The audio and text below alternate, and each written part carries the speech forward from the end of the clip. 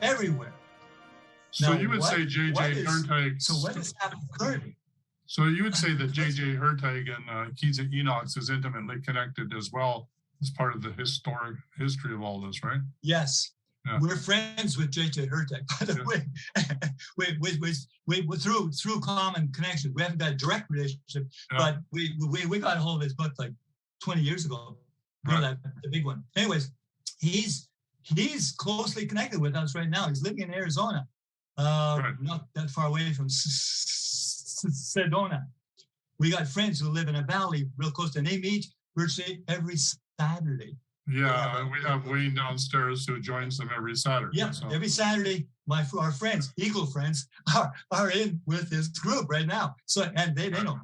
Okay, anyway, so the ties there. But anyways, so here was through this thing I'm discovering, and I know right away who's leading me there. That's Mel.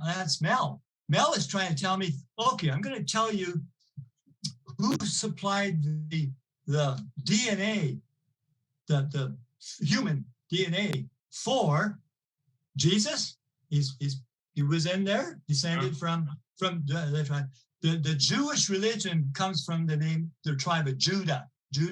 It started to be used, and the Jewish Hebrew religion was only came about after the 10 lost tribes were gone. That's when the Jews, the Judahites, were taken captive into Babylon. While they're in Babylon, the priests created the Hebrew scriptures right there. Wow. It's not an old document, but they collected all those books, put them together, and the Judahites started to be called Jews. The 10 lost tribes are not Jewish. They're from the 12 tribes, but they're not Jewish in the sense of the Judahites, from the tribe of Judah. That I was taken back there to show them, look, all of those 12 descendants from 12 come from Abe and Sarah. There's the roots. And they come from here, and you trace them back. They carry the best type of DNA from way back from the original, the original seeding. Right. And they've got scattered all over the globe. The Jews carry that DNA. The 10 lost tribes, they carry it. In fact, 2 of the 10 lost tribes ended up in what we know as Holland, or later become Holland. The Frisian people came from Issachar. The ones that are down there by the docks, by the seaport, they're from Zebulun. Look at the Old Testament, see where when Jacob puts his hand on him as blessing when he's dying, he says, Issachar, he says, you will be like an ass, strong, stubborn, stubborn. That's our family, that's my family roots. We're stubborn as hell, The Frisians are stubborn. They're known as being stubborn. The other ones, Zebulun, he says, you will be by the sea. You're the sea, the ocean, the sea. Holland, from there to Holland, that part, they discovered South Africa before the British. They discovered New Zealand, see the name? They discovered Australia before the British were there. They discovered a whole bunch of other ones too, Indonesia, and said those Dutch people, they were ahead of the British in all these discoveries. So they were seafaring, just like when Jacob was doing that. You're in the ocean. You're by the ocean. The blessings fit right on the thing. Anyways, I'm so sorry for babbling on. Wow, really, really interesting history. So you can edit this thing all the. So I just tried to do the high points. So where are we now? Well, yeah, where are we now? That's a good question. You asked the question, you're being guided. Yeah, where are we now? What's happening now? Do you remember that little session in February 2020 up on top of Askews? Yes. At that time, when that happened, Mel showed up. He was off planet for quite a while. He showed up at that time. He was there in the room.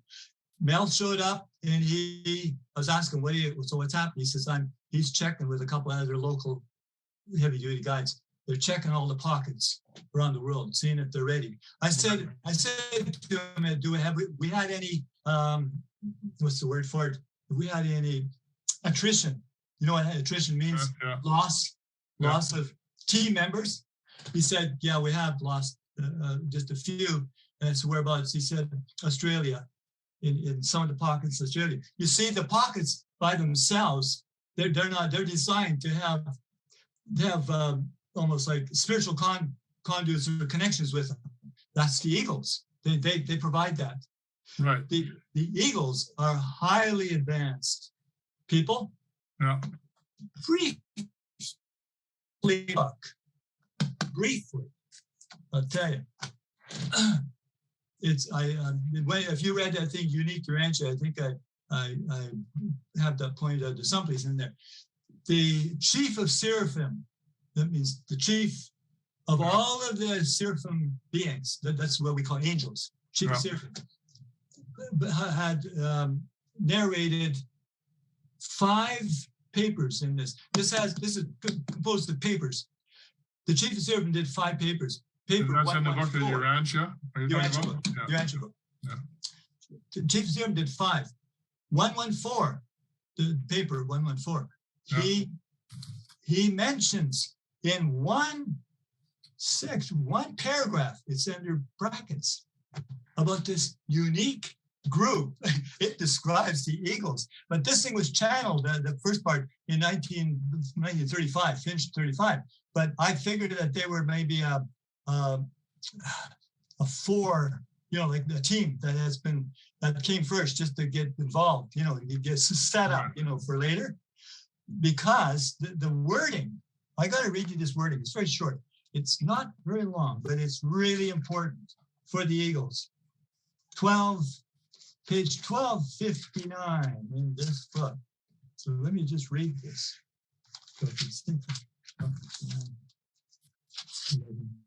Hang on one sec. 1259. This is a book is talking about the portion in here, the section is calling, it's about in 1257, it's the reserve core of destiny. And that's a core of human beings that have a spiritual, they're ready to be mobilized if there's some issue on the planet, that to kind of help things. But anyways, when you flip it over, and it describes exactly how many there are here on page 1258, flip it over to page 1258, then right the next page. And here is, it's been a mystery to Urantia book forums. They never figured this one out, but I got it one day.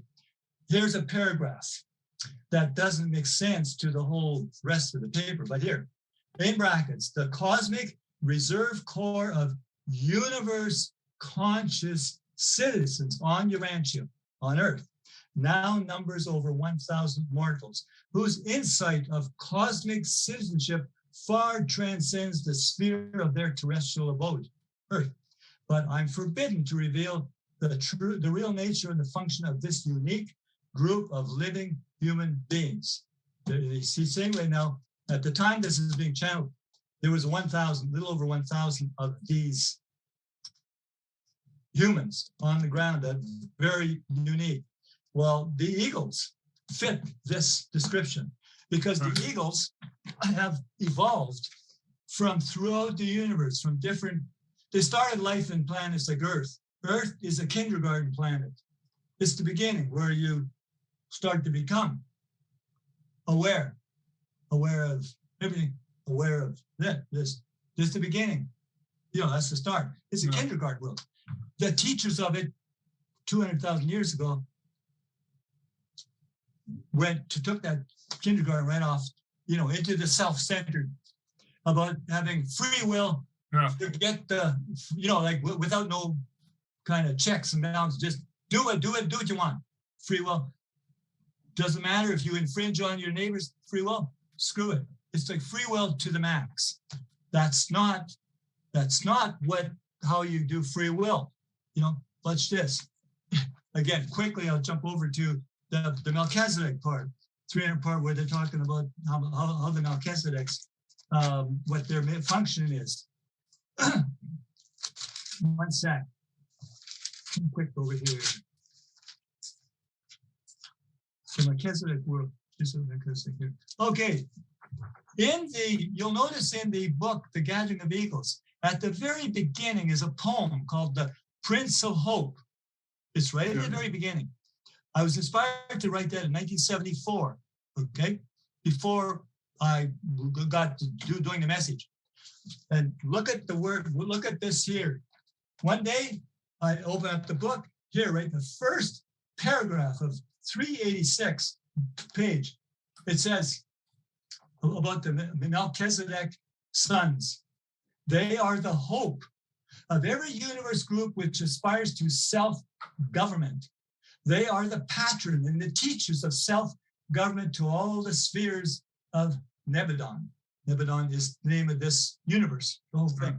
So in this paragraph, guided you to say, hey, when you wrote the poem, The Prince of Hope, that was Melchizedek you were writing about.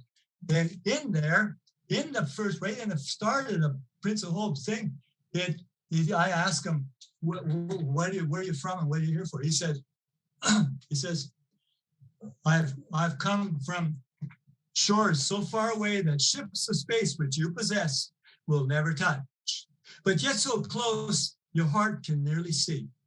Then he says, I have come with the message of hope for all those crusaders of justice and freedom who have given up and thought that, given up and ready to get, lost. I've come to help them.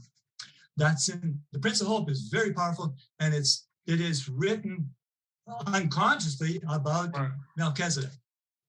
Wow. I think when you read that, that's 1974, and I was guided to this paragraph here to tell me that's the Prince of Hope. It's Melchizedek. So where do you think you are now? What's with all this was about to happen, very, very quickly in the 70s. Okay. We actually thought the New Age was going to be the following week. I mean, I'm exaggerating, but we thought it was all going to happen real quick. And here we are, 30 years later, and the world is in a bigger. It seems like the end times are even stronger, and we're living in smoke and chaos right now. And so how do we? What does it have to do with this time right now? What you're seeing is Mother Earth very sick.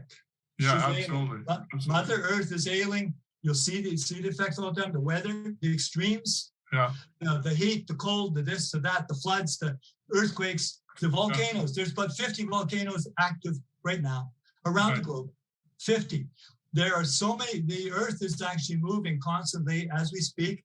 We know eagles that live in Northern California, close, not that far away from Tahoe, Nevada. They 24/7, the Earth is moving where they live. Right. It's moving. It's in motion. So that type of activity has increased. The Earth is in motion right now. The weather, look at the extremes. We're in a hot, we're in another one. Just the one, you live here, you know what's happened here. Right. That was record breaking. It hasn't stopped yet. We haven't come out of this yet. We're supposed to have a couple of warm days again, like warm, not so hot as we did. Right. Those were record breaking things. So we've entered the thing which that we're getting close to something, and the trigger has. And I say that in the Eagles book too. I was shown the trigger, what would be the trigger for everything, for the people going into the pockets. The trigger is United States. Right. United States will be attacked with no defending. They don't be able to defend themselves.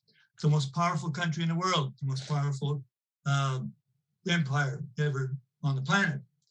It will be destroyed very quickly, and the eagles and the people that they came to the seeds of the future, they're not supposed to see that.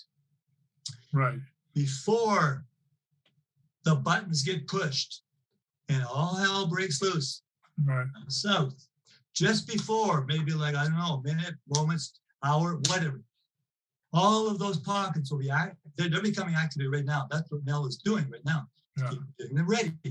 When just before that happens, from all over the world, they'll be put to sleep. remember when I was driving the car and I went to sleep and I ended up. Yeah. I can't remember. Yeah. And then I got an example of that.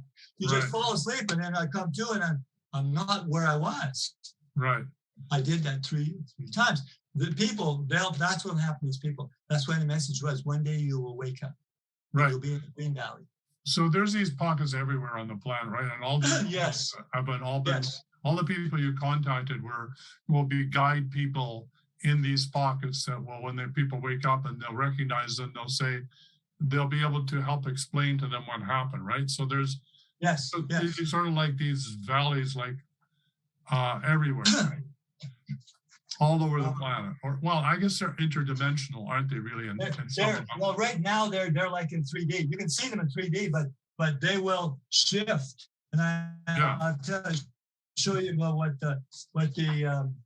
what I asked the guides about the process. I just want to show you the one that's see if we get to the camera. You can see this. I took this off of Google Maps and I uncircled. This is the one.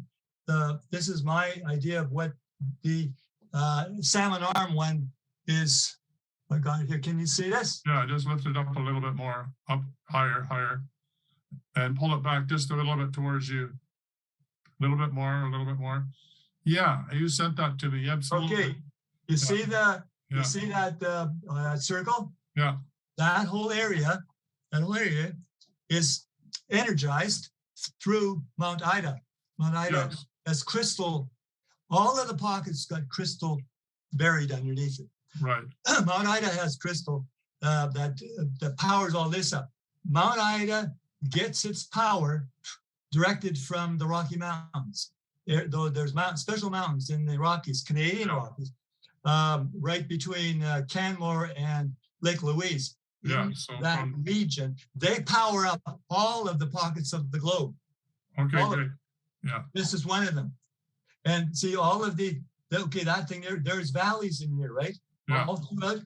Mount Ida, the energy comes from the Rockies, hits Mount Ida, and it gets stepped down, like, maybe going from 880 crude to 440 in the valleys. And in the valleys, the eagles are stepping it down for the people around them from 440 to 220, or, it's stepped down from the energy coming out of the Rockies for all of the world. Yeah, so the Rockies are seen, certainly Lake Louise is seen as the area for Melchizedek, not for Melchizedek, but for Archangel Michael, right? Yes, he's connected with the Rockies. Yeah. And I think our area here, Mount Ida, is part of the whole Mount Hood, Mount Shasta, Mount whatever, all the way down. And that's the parasympathetic nervous system for North America. So there's no coincidence that it's called Ida, right? Ida, Bengali, Shuma, of the spinal column of North America. Yes. So Menno, were you guided then to come to this area? Did you get direct guidance to come to this pocket? Well, it came in steps. Yeah. 1981, Sharon and I were living in Castlegar. Yeah. 1981, we got a phone call from a lady who lived here, Salmon Arm. Yeah. We got to know her on the coast. We used to live on the coast. She had her phone number. And this is before the Gathering of Eagles existed. Right. This was only a story shared most of Mount Hand. Anyways, she phoned up and said, hey, there's some people in the Okanagan area. They've heard about you and they'd like to hear more stuff. Could you come to her house and they'll be there for a small gathering, maybe 20 people. They lived on 30th Street, north of the highway, going about a couple miles that way. A small bungalow on the left side as you're north. Anyways, Sharon and I, at first we didn't want to be involved. She phoned 3 times. Then we said, okay, we will.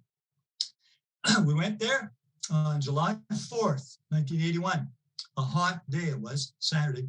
And I spoke. Well, first of all, before I started talking, the people said, could we have tape record? Well, there was 3 tape recorders, cassette, on the table in front. And I warned them all. I said, look, up to now, I don't know if it's going to happen.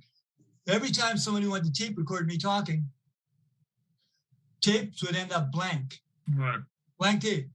not that day. 3 tape recorders running, 2 blank tape, 1 recorded. Wow. That belonged to Ray Hudson. Yes. He was a CBC producer in Regina at the time. He was passing through at the time. I had met him years before, but we didn't know each other that well. Anyways, he was passing through, was there at the meeting. He had the only tape recording of the talk, took it back to Regina with him. Events happened where he got the time to, he phoned up, he was transcribing what was in the talk off the tape. Phoned me and Sharon said, I hope you don't mind, but I typed up the thing. Sharon and I said, no, we don't want nothing published. And then we slept on it. First was no, because, so anyways, we got the message, Sharon and I, let it go. It's not yours to hold. Ray's being inspired. It's got the blessing of the higher ups. Let it go. Well, he typed up the thing. And then when he's finished typing up the transcribing, I said, okay, if you're going to make it, here's all the poetry in it I'd written years before. Right. I said, if you're going to do it, put the poetry in then, and then call it, the title is The Gathering of the Eagles. And I got that title in 1975 in Seattle, Washington, in a motel with the King James version of the Bible. It was a Gideon's Bible when they were still King James. King James Version, I was guided to read chapter 17, the very end of that chapter. Jesus is talking about the gathering. That's where the eagles will be gathered. Wow. Just people, Jesus is saying, one day, 2 shall be together, 1 shall be taken and left. And then the people ask him, he's going through all these different time zones too. 2 shall be, they'll be in nighttime, daytime, blah, blah, blah. See, he's covered the globe just by the time of day. Then the people listening saying, where to? You're saying, taken. He says, wheresoever the body is, thither shall the eagles be gathered together, right? And the last verse. Now, body has more than one connotation. There's body like a body, and then body of a group of people. Yeah. The other versions, well, I keep saying King James, the other ones miss the boat. You open up another type, non-King James, it goes right off the scale. Jesus has been talking about people taken out of harm's way. The other versions at the end say, where the carcass is, there's where the vultures will be gathered. Holy shit. That's twisted it backwards because Jesus has started, he starts off with Noah and the ark. Then he goes to the people taken out of Sodom. You see, there's people taken out of harm's way. And in the King James Version, what King James Version, Luke chapter 17. Chapter 17, right? And start off about verse 20, because chapter 17 has 3 different subjects being dealt with. But verse 20, Jesus starts talking about the Son of Man, the coming of the Son of Man. Right. Jesus called himself, when he was here, Son of God, Son of Man, or Son of Man, Son of God. Yeah, he at times made that reference. He was showing Son of Man, Son of God. And he called himself the Son. That thing there talks about the coming of the Son of Man, is starting that little scenario. Then he goes over to Noah and the ark. Then he goes to Sodom, and angel come, take people out of harm's way. And then he goes to one day and one night, this will happen. There'll be people together. That's as simple as you can get it. Right. Pockets are all over the world, and it's all energy. Yeah, it's all energy, right. And our entrance into this vortex or into this valley, or however you want to, it has to do with our energy, right? From our heart connection. Yeah. Heart connection. A heart connection, absolutely. Not this connection, not this one. No, it's that one. All right. So your message to everybody at the end of this, as we wrap this up, at this particular time when we're in the major crisis, is what would your message be? Meditate and pray. Meditate and pray. And I think you probably pray for guidance, meditate and pray for guidance. Yeah, pray for guidance. I was going to say that trust was really key in your book, right? To follow your guidance. And would you say then that if you follow your guidance, you'll be in the right place at the right time and you'll always be safe? Yeah, you don't have to figure out logic, because first off, you don't know where those people that are doing the data, well, the eagles know where their pockets are because they will have been guided to them. They will be familiar. You know, one way or the other, they'll sort of already get having honed in on certain areas. And we know eagles from all over the world. I know an eagle who lives in Hobart, right now, Hobart, Tasmania. Right. Sharon and I were taken to Tasmania in 1999, and we didn't know that was a pocket. The whole island of Tasmania is a pocket. Yeah, I have a friend who lives there as a retreat center in Tasmania. Yes. There's another pocket in Australia, and it's between Melbourne and Canberra.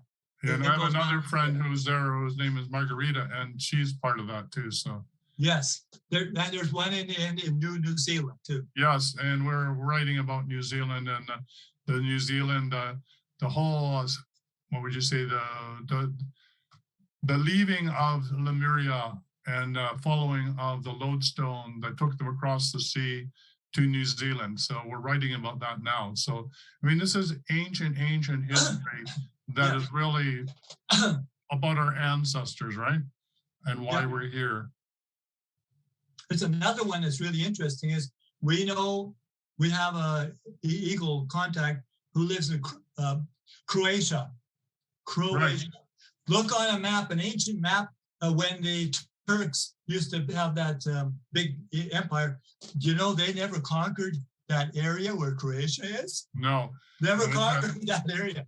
They've got every army on the planet through there. They had a whole chunk of Europe, Eastern Europe, there. They never conquered Croatia. So, Menno, what's your definition of an eagle? You say there's an eagle here and an eagle there. How would you describe an eagle from your perspective? Well, okay, the eagles are people who somewhere throughout their life they've felt a connection, you know, from here going to here, that there was something, and they might have. I'm not sure if every eagle has somehow gotten a hold of a gathering of eagles sing to help them with the awareness. Right. That's quite possible. I don't know that. Right. Only my guides know, and they're you know, I mean, it's not you know, the universe has free will. Free will is prime, and it's not a perfect universe. It's had problems like this on Earth. Right. It had problems, so I can't tell you right now that all of the 144,000 eagles are, you know, fully activated, fully. I think we've had, as Mel said, we've had some loss.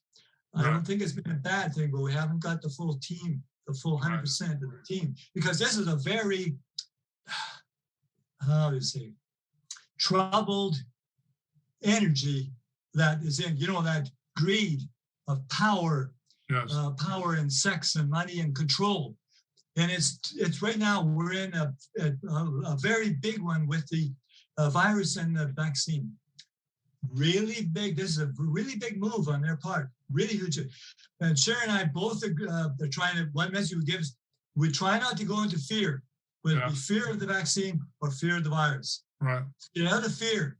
You either make your choice whether you're going to get vaccinated or you're not. Presently, my wife and I are not vaccinated, but we're not advocating that. You have to follow your heart. Your own guidance. Yeah. Absolutely. Follow your guidance. Yep. So it's not. So don't be afraid to do something which might bring fear. Get past fear, because your guidance will lead you to where you're supposed to be and do what you're supposed to do. So from your concept of egos, they're beings that are on the planet here that have woken up, that somehow they've been activated probably by raising their energy field, so that they have an understanding that they're here for a purpose or on a mission. Some of them may understand about the gathering of the egos.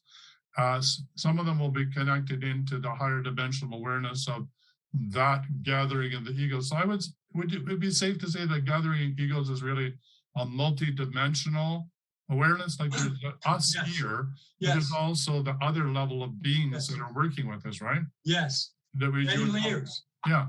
Layers. And we're like the step down transducers Yeah. of that energy. Yeah. Right. Right from good old Mel himself. This is multi-dimensional, multi-layered. I asked my guides one time about, I says, is it true that you're going to put people to sleep and while they're asleep, transfer them from the cities into the pockets? They said, yes, but you must remember the human physiology. They said, the human physiology. So the eagles have to deal with that, Yes. to help them to understand comprehend what has occurred. Yes. The human physiology. They said, now I said, is it true that we're going to move in the pockets? We're going to shift from 3-dimensional and shift over to 5th dimensional. They said, yes, but not directly. It goes through steps. Yeah. They said between dimensions, there are energy planes, 7 of them between each dimension. It's like music, the notes. Yes. Music, the octaves. Between the octaves are 7 notes. One octave, an octave is like a dimension. Next octave is like the next dimension. So you're going to go in steps. Right. This thing's going to shift in steps, not, right over. Right. Yeah, that's what I get too. The same feeling. And it seems like there'll be like a portal. There will actually be those that are the egos that will guiding people to the portal. There'll be some in the portal in one of those steps. Yes. Some at the other end, Yes. welcoming them. So there's all these gradients that we're going through and roles that everybody plays. Yes. It's sort of like you reach down and help the person up, and then that person reaches down and helps you up. Sort of like a ladder, like maybe like a rainbow ladder that we're through these dimensions that we're moving. Yeah.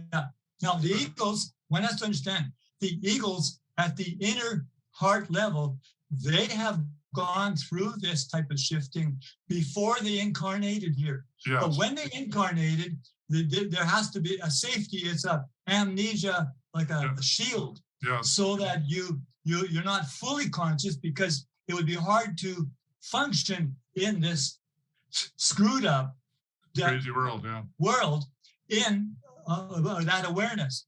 Well, some people have done it in the past. Well, they've been hung and burned at the stake if they got a little bit too, verbal. Yeah. You know what I mean? They're considered a threat. Right, exactly. To the norm. But so anyways, when this whole thing happens, the eagles some of that amnesia curtain will be lifted, and they will be aware of what is happening. Yeah. And and know how to convey that to the people to help them through the steps, the layers. Right. Because they've been through this. They're tested and tried. They're veterans. Right. Yeah. The eagles are veterans from all over the universe. Right. They met at those colleges, the Melchizedek schools at the center of the universe. They met there. That's where the call went out. Who wants to go and volunteer and go and help this planet that's screwed all to hell? Yeah. Who's up? Millions of hands went up. 144,000 got chose. So do you remember putting your hand up, Menno? That's right. It just went automatically. Over here. Yeah, over here. Okay. So then it's okay. You guys are all here. You guys are and then it's set out. In here also, the Urantia book. Jesus went through this thing. He was like a model or template. Jesus was really high evolved, more than the eagles, and he incarnated into a Jewish family, and he was the curtain was like drawn on him. He was a boy up to age of 12, between 12 and 13. Your book has it. One night, the veil is going. He starts to realize who he is and what he's doing here, and the Bible has a little piece of it. 12 years old, he's teaching the priests and the big church in Jerusalem. The Bible is the Urantia book has pages of that, what he was doing there. You see, he had just recently become aware. Right. He just what he was doing. The eagles, it wasn't time for them to wear. They will be instantly the thing lifted when they're in the pockets. They will know. It'll all come back to them. Because it's sort of the amnesia has sort of made it, because they couldn't use that while they're doing the average screwed up world things. Right. Like Menno couldn't know all that while he was washing the windows. That's right. Yeah. Well, thank you ever so much for this time with you and going through the history of this and giving us some inspiration about why it's a great time to bring together a group of people to learn about this and to understand that 12 around one, or the gathering of eagles, is a very, very powerful dynamic. At least that's what I thought. It's exciting when we do, where 3 or more are gathered, there am I. And when you do 4 times 3, which is 12 people in a circle, then miracles literally can manifest right before your eyes. So I'm excited by that. Last time we did that was I'm not sure what was it you, Menno, that brought a pyramid to did you work with a pyramid at one point? No. Well, somebody brought a pyramid, and we did some work about gathering around the pyramid at Maggie Pim's house, and we ended up with 13 cloud ships arriving. Wow. So the cloud ships, you were there when Sharon and I, we were, okay. Well, Sharon there you were. Yeah, you were part of that gathering, right? 2003. Yes. At Maggie's house. At Maggie's house, yeah. I was there. I saw the first ship when we were out the back. Through the window. Yeah, it was right. It just showed up between the trees, right? Yeah, the first exactly. one was orange and everything. Yeah. Then we went out on the road, and there's. Yeah, so you were standing beside me, so that's where we met. Yes, first time. That's the first time we met Glenn too. Yeah. Yeah. So the important thing to remember here is that when we do gather around sacred geometry and we do ceremony and we come from our hearts, then the other beings, the other level of eagles will gather and assist us. So thank you everybody so much. I have so many questions to ask you, but we've been going for an hour and 50 minutes. So it's a story I got on and on. No, don't be sorry. I'm going to come back with you probably and ask you pointed questions. So thank you, Menno. Great honor to be with you and share time. And I'm looking forward to this next adventure that we're all on. All right. Bye for now. Okay. Signing off. See ya. All right. Bye-bye. Bye.